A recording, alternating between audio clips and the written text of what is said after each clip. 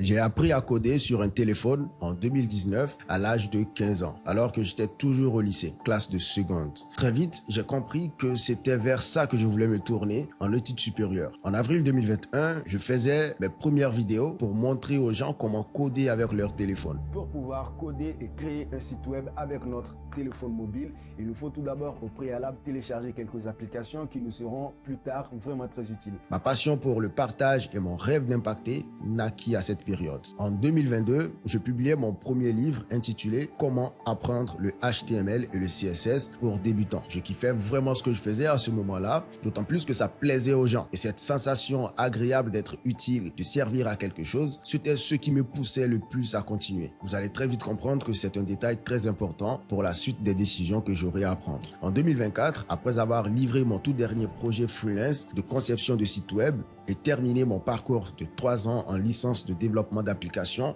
j'ai décidé de changer complètement de direction après avoir réalisé une chose capitale. Aujourd'hui, plus que jamais, il est grand temps de vous dévoiler la vraie raison pour laquelle j'ai arrêté le développement web classique, non pas par échec, non pas par lassitude, et encore moins parce que le web est mort, mais parce que j'ai compris une chose que beaucoup de développeurs refusent encore, malheureusement, de comprendre aujourd'hui. Alors, voici comment tout a commencé. Ma découverte de l'IA.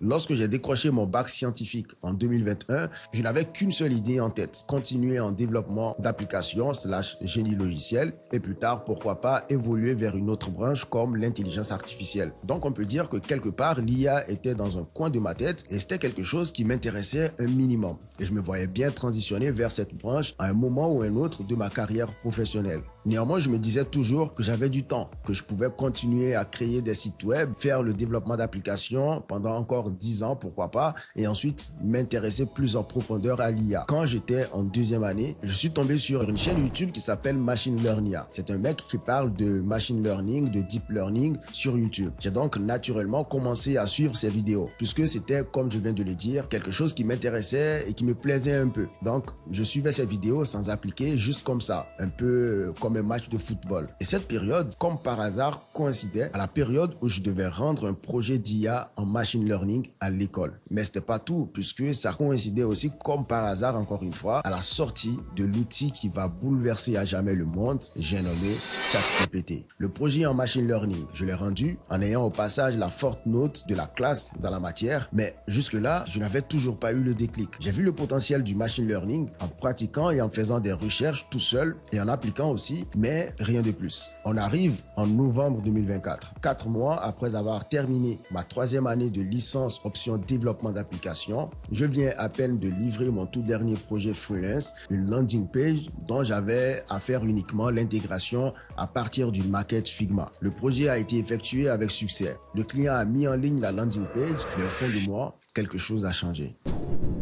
Rappelez-vous, au tout début de la vidéo, je disais que ce qui me rendait le plus fier et heureux, c'était de me sentir utile, d'impacter avec mon travail. Après chaque conception que je faisais, j'étais très heureux. Mais pour la première fois, je ne ressentais pas grand-chose. On pourrait se dire que c'était juste une lassitude passagère. Mais en vrai, c'était beaucoup plus profond que ça. 2-3 jours après avoir livré le projet, il était désormais en ligne. Et c'est à cette période que le premier outil de création de site web avec l'IA est sorti. Cet outil, c'était Bolt. En seulement un seul prompt, l'outil était capable de te générer un site web statique, mais complet. Comme tout le monde, je me disais que c'était juste gadget et que ça pouvait pas remplacer un vrai développeur front. Mais j'avais totalement tort. J'étais loin de me douter qu'un autre outil sortirait directement dans la foulée pour concurrencer cette dernière. Un outil beaucoup plus chaud en création d'interface front. Cet outil, c'était V0. Je l'ai testé et franchement, j'ai pris un sacré coup à la nuque. Là où plein de développeurs ont commencé à dénigrer les progrès de l'IA en disant qu'ils généraient du code générique sans aucun fondement architectural, moi je voyais un truc incroyable.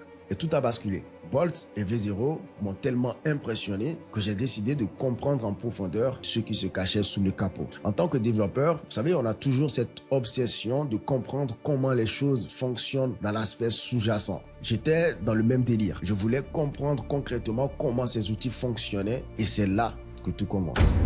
Décembre 2024, je décide de me lancer sur un coup de tête dans un projet sous forme de challenge. Je fais un post sur LinkedIn où je disais que j'allais recréer V0. À ce moment, inutile de vous dire que je ne savais absolument pas comment ça fonctionnait et encore moins comment j'allais m'y prendre.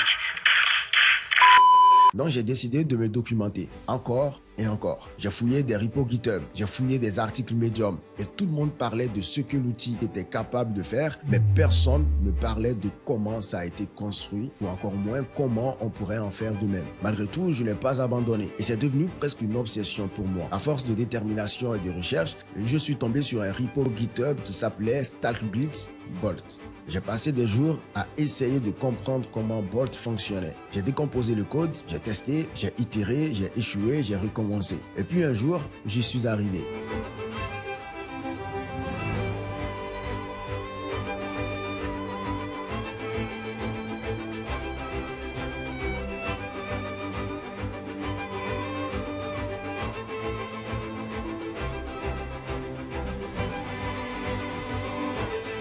J'ai réussi à développer une IA qui ne génère pas juste du code, mais qui crée un projet React complet éditable en ligne. Ce projet, bien qu'ayant été à la base juste un challenge personnel, est devenu mon déclic professionnel. Pour la première fois depuis des mois, j'ai ressenti à nouveau cette sensation d'utilité que j'avais perdue. Mais cette fois-ci, c'était pas en créant un énième site web, mais en développant un outil IA. Aujourd'hui, je continue d'apprendre, mais surtout, je continue de partager. Je mets mes connaissances au service des entreprises, des e-commerce, des startups, des SaaS qui veulent intégrer l'IA au cœur de leurs produits et de leur processus métier. Je ne construis plus seulement des applications, je construis des solutions intelligentes, des systèmes capables d'automatiser, de raisonner, d'assister, de scaler. Bref, des produits où l'IA n'est plus seulement un gadget, mais une brique centrale. Pour moi, je ne regrette absolument pas d'avoir fait cette transition. Le Gen AI, c'est l'évolution naturelle du software engineering. Sans le savoir, j'ai anticipé cette évolution. Pas parce que j'avais peur que l'IA me remplace ou quoi que ce soit, mais parce que l'IA me fascinait. Aujourd'hui, j'ai arrêté le développement web classique parce que j'ai choisi de ne pas être le dernier à éteindre la lumière, mais bien le premier à allumer le nouveau projecteur.